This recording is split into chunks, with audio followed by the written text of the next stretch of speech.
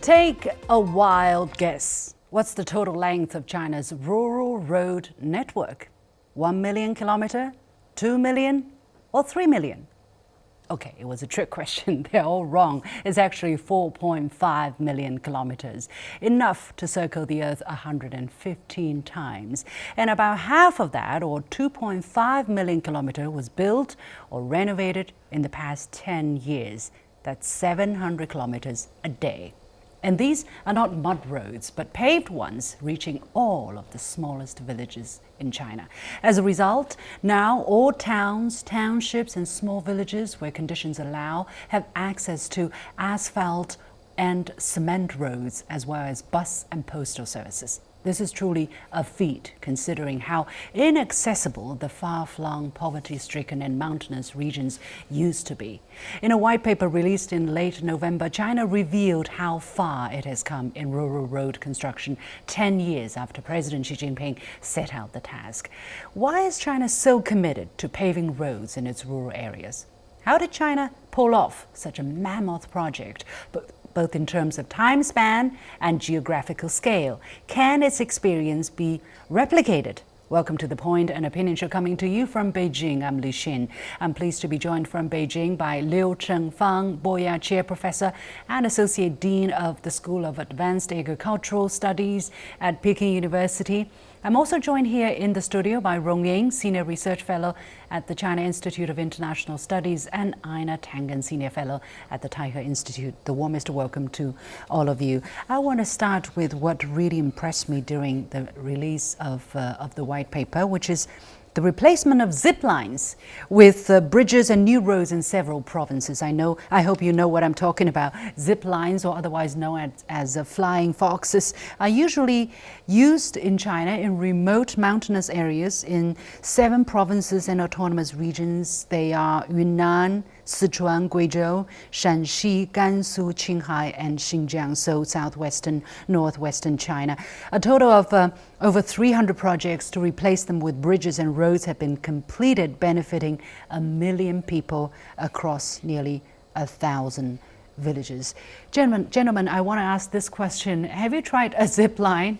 And basically with that question, I wanted to know, from your personal experience, what did China's rural roads look like in the past? I was brought up somewhere in we call the southeast, where we certainly don't need zip lines as a means of transportation, but the village or the area where I was brought up, we have many rivers and lakes. So building a road means building bridge. We build more bridges and then road. So in other words, it can be technologically very challenging, but more importantly, I think financially a big problem. So the past decades, the development of rural roads in China certainly very much impressed myself, and I think the progress and achievements that have been made in terms of rural development. Let me go to our female guest first, because she, I understand, comes from Guizhou, one of the more remote areas in southwestern China, and she actually comes from an ethnic minority group. Professor Liu, tell us about how roads were like, or transportation were like for you when you were growing up.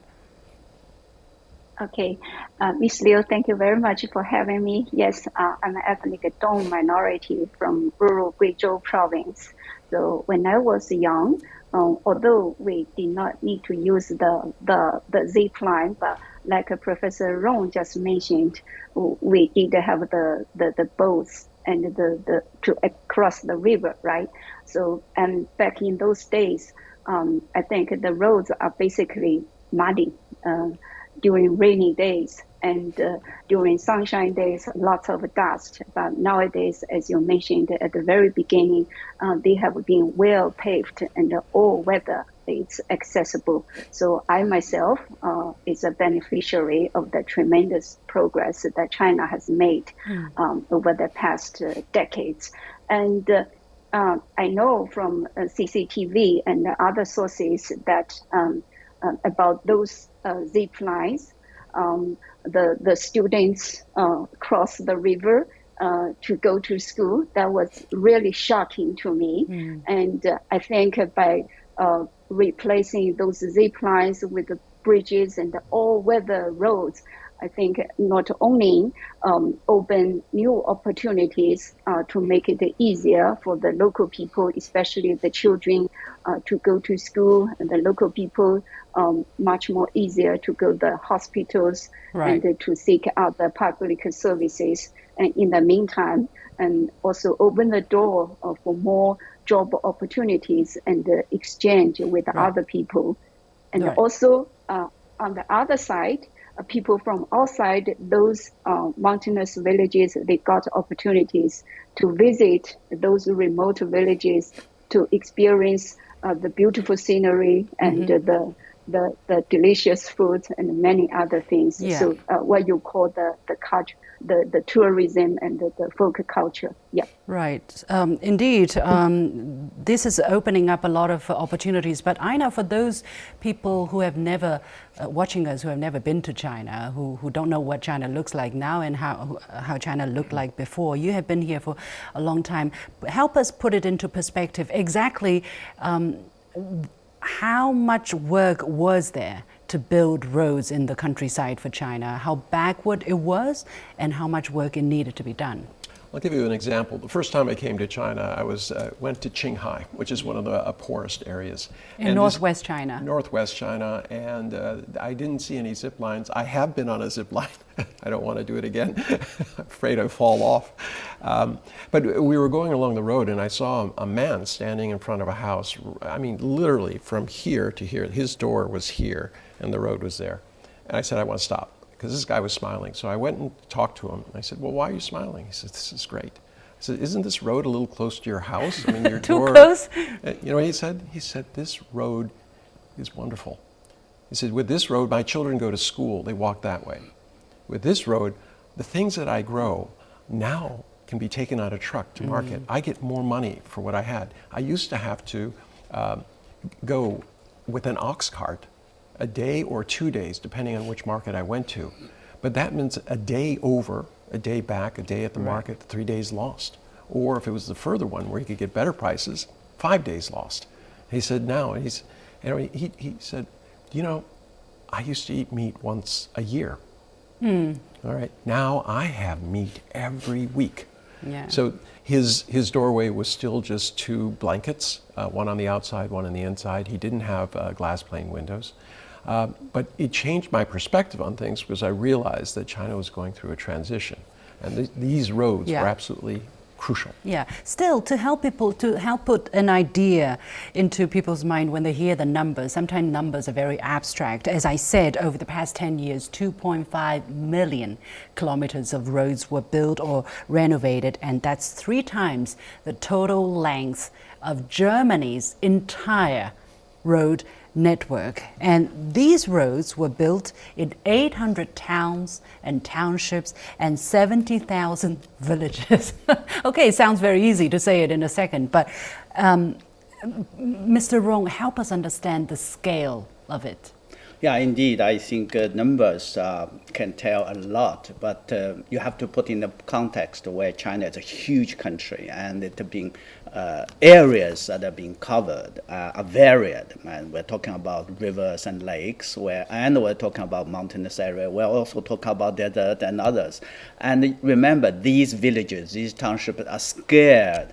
I mean, separated in very difficult terrain, difficult areas. It means, as I said, first and foremost, money if you want to build a road, and of course, it also means technology. But more importantly, it means commitment of the government at various levels, because investing money, technology, and resources in building the rural areas, it means a lot. when you a government, have to fight or have to balance different priorities. So I think these numbers, these figures, tells a lot. But the most important thing, I think, it tells that the central government and the government at their levels, a commitment to the rural development.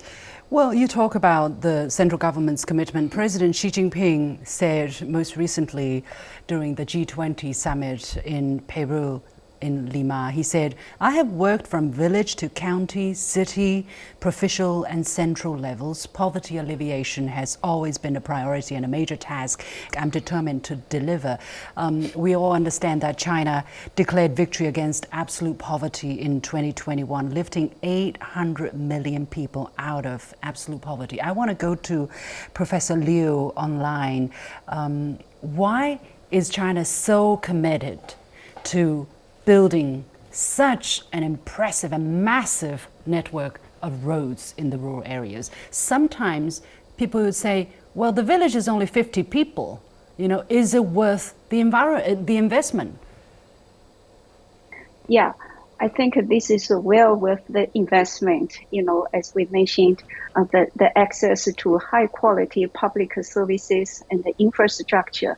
I think this is very important, not only for those scattered households in those scattered villages themselves, but also it means a lot for the integrated development of the entire society and the economy. So China used to be suffering from a huge rural-urban divide in terms of the access to public infrastructure and the services. I think by building those roads and bridges and other transportation systems, that not only helps to improve the well-being of the local people, it also helps to contribute to the economic growth and ultimately to the... Yeah. Yes. In what concrete terms has building roads helped in poverty alleviation?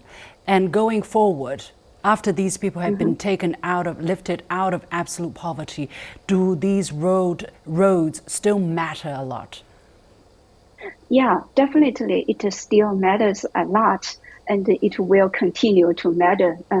According to studies by myself as well as by my colleagues inside China and outside of China, a well-developed transportation system that helps to improve the job opportunity. So, for example, like those huge investment projects of road construction projects and the bridge projects, they can provide job opportunities for local people who can participate in the construction work. That's in the short run direct benefits, right? And after the road is built, and they also need maintenance and management, right? And through this participatory approach, the local people, they can also get involved.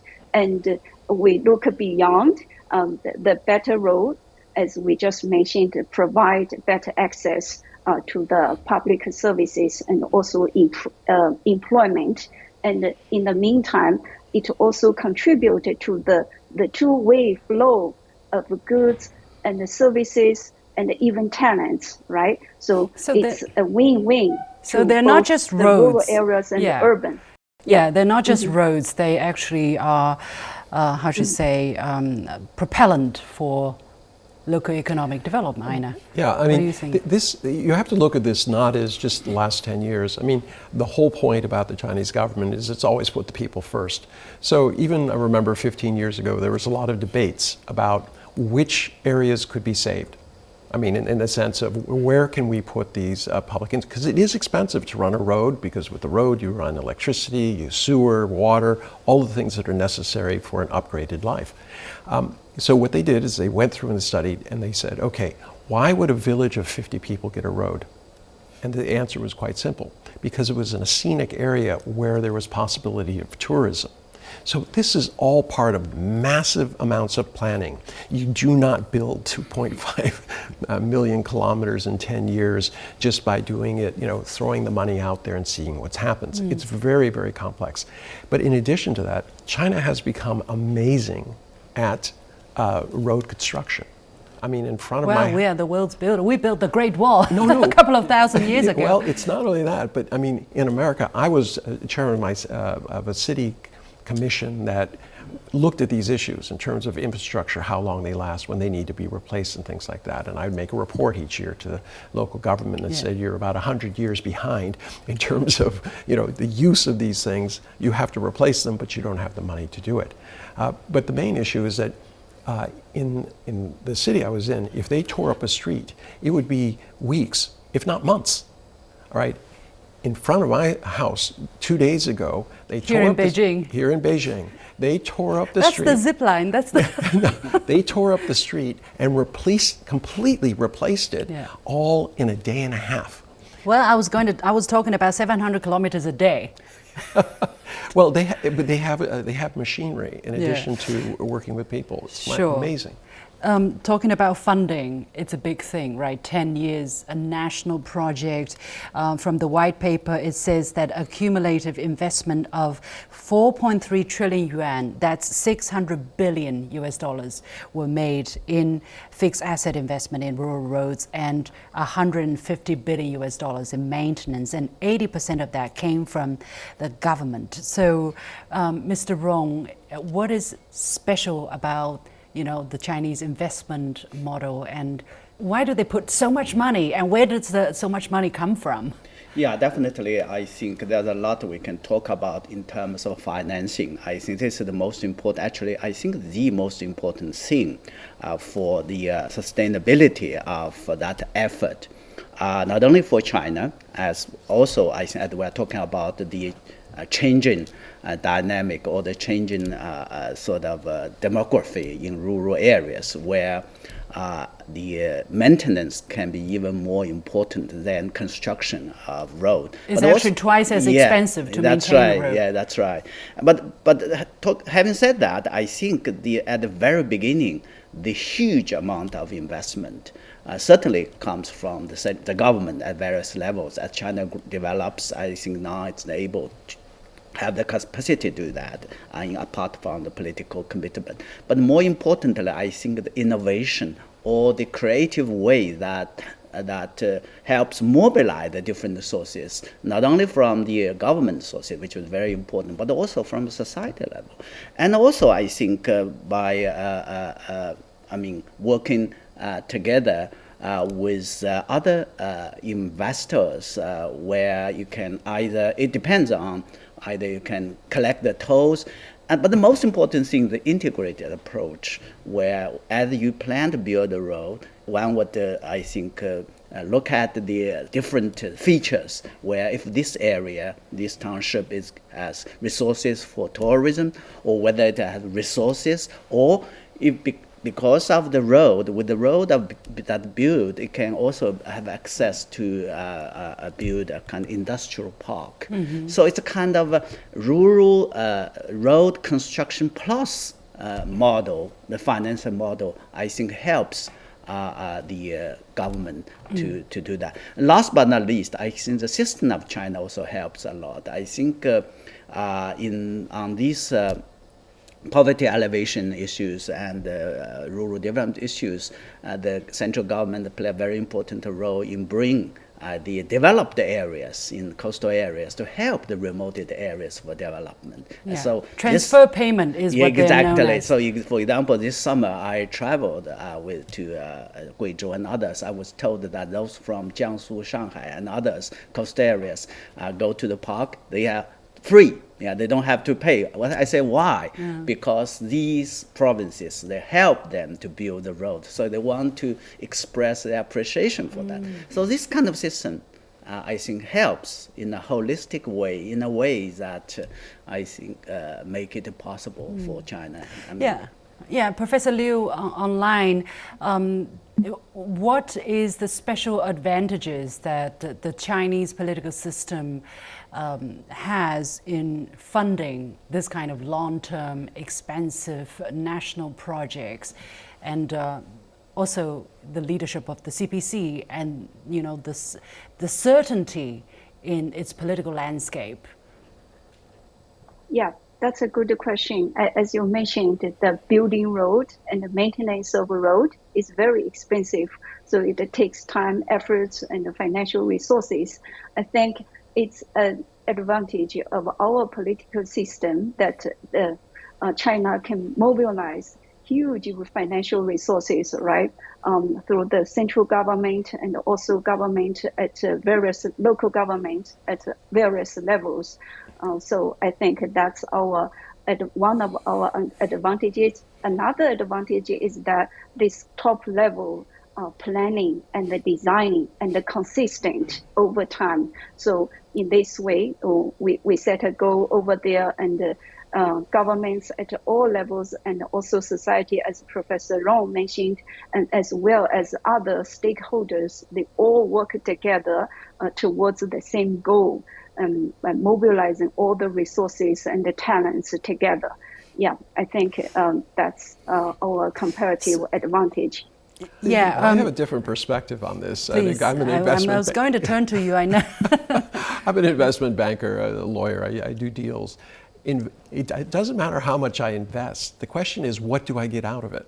Yeah. All right. So when you have unconnected people, they're underutilized resources, and the areas that they're in are underutilized as well. Mm-hmm. So this is an investment in the future. Infrastructure isn't something it's not a pity pot. But why not make better use of private capital? Because as I said, 80% come from the government. Okay. Could they have leveraged more private funding? Well, they did in the past. When China started out, they used these build, own, and turnover models. But that requires that they, there's a toll on the road. Well, if I'm very poor, I'm not going to use the road if I don't have money. All right, the point of the road is there. But that was fine when you were talking about in the East, all right, developed East. They were putting in all of these industrial zones. So these are purely public good, this is charity. No, it's not. No? I disagree. Charity is when you expect no return. All right, investment. Mr. Rong, do you agree with No, investment is when you are connecting people who are now going to be productive for society, and it's a social good and a economic investment good. In the future. In terms, Mr. Rong, do you agree that China is making? It looks like right now they're over-investing in the infrastructure, especially when they're cash-strapped. I'm saying it looks like, but what is the how do the Chinese leadership calculate the cost and the benefit? Yeah, I think as far as the Chinese government is concerned, I see certainly it has an advantage of planning long ahead, strategic planning, which makes it possible to take a long-term and investment to invest in the future.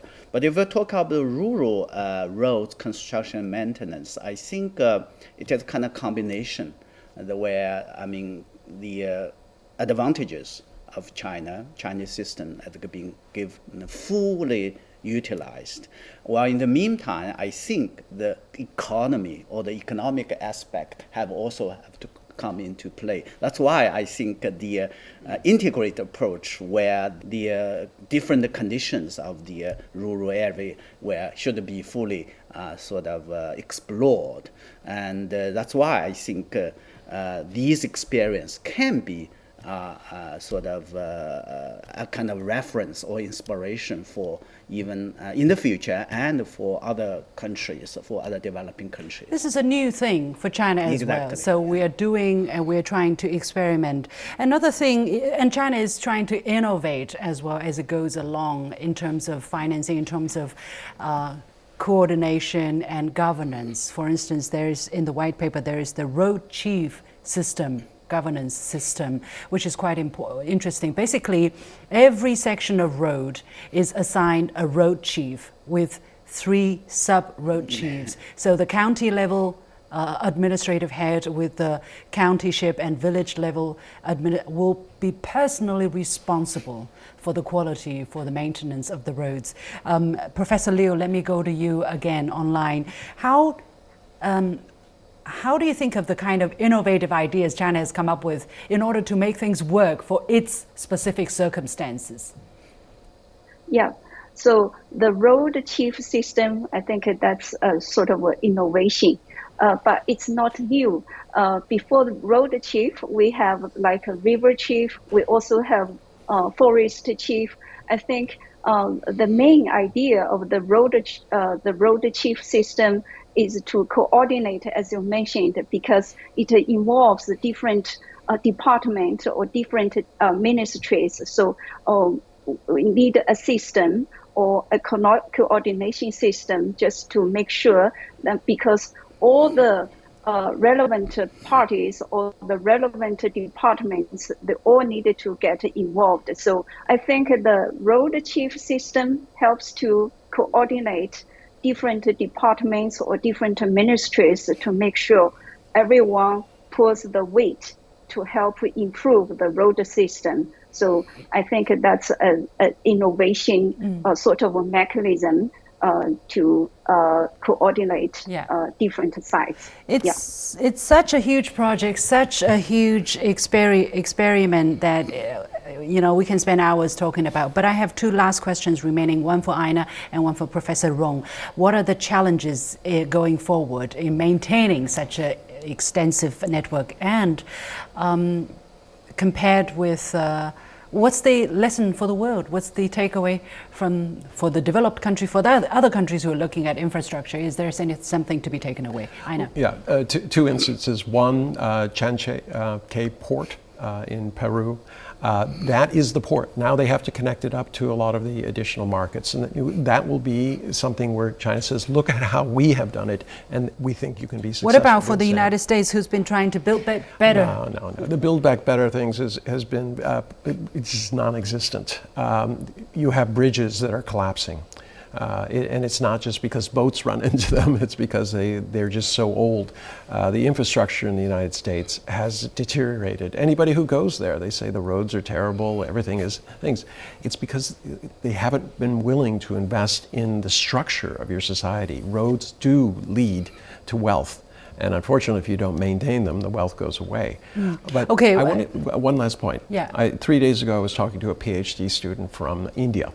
And he was very interested in exactly this topic. And I said, you should be studying it very carefully, because this is the key to your future. It's not that you copy China, but learn from it.